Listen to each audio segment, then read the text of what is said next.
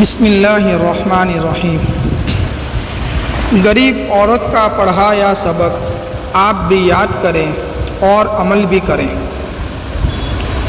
ایک school teacher بس میں سوار ہوئی تو کوئی سیٹ خالی نہیں تھی۔ ایک غریب عورت جو سیٹ پر بیٹھی تھی اس نے بڑی عزت کے ساتھ آواز دی، آ جائیے میڈم، آپ یہاں بیٹھ جائیں۔ کہتے ہوئے اس نے اپنی سیٹ پر استانی کو بٹھا دیا اور خود کھڑی ہو گئی۔ میڈم نے شکریہ ادا کرتے ہوئے اسے دعائیں دیتے ہوئے کہا، میری تو بری حالت تھی۔ یہ سن کر اس غریب عورت کے چہرے پر ایک خوشگوار مسکان پھیل گئی۔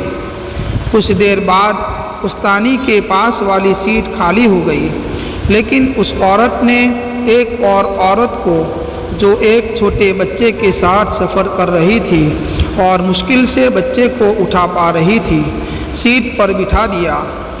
اگلے اسٹاپ پر وہ عورت بھی اتر گئی، سیٹ پھر خالی ہو گئی، لیکن اس نیک دل عورت نے پھر بھی بیٹھنے کی کوشش نہیں کی، بلکہ ایک کمزور اور بزرگ آدمی کو بٹھا دیا جو ابھی بس میں سوار ہوئے تھے۔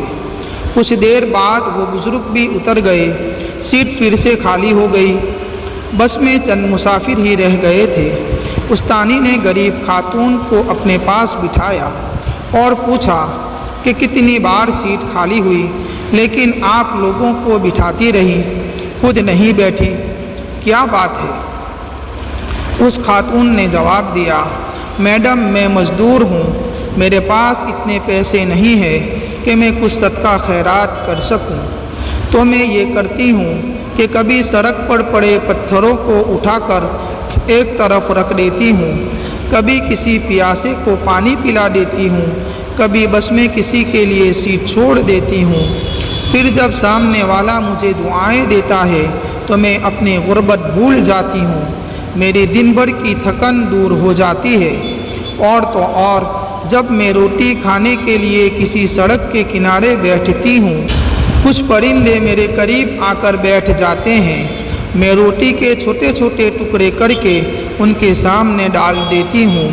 جب وہ خوشی سے چلاتے ہیں تو خدا کی اس مخلوق کو خوش دیکھ کر میرا پیٹ بھر جاتا ہے۔ سوچتی ہوں روپے پیسے نہ سہی، مفت میں دعائیں تو مل ہی جاتی ہے، یہ فائدہ ہی ہے نا، اور ہمیں دنیا سے کیا لے کر جانا ہے۔ غریب عورت کی باتیں سن کر استانی ہکا بکا رہ گئی۔ ایک ان پڑھ غریب عورت نے اتنا بڑا سبق انہیں پڑھا دیا۔ اگر دنیا کے آدھے لوگ بھی ایسی خوبصورت اور مثبت سوچ اپنا لیں تو یہ زمین جنت بن جائے گی سب کے لیے۔ صدقہ و خیرات صرف پیسے سے نہیں، دل سے بھی کیا جاتا ہے۔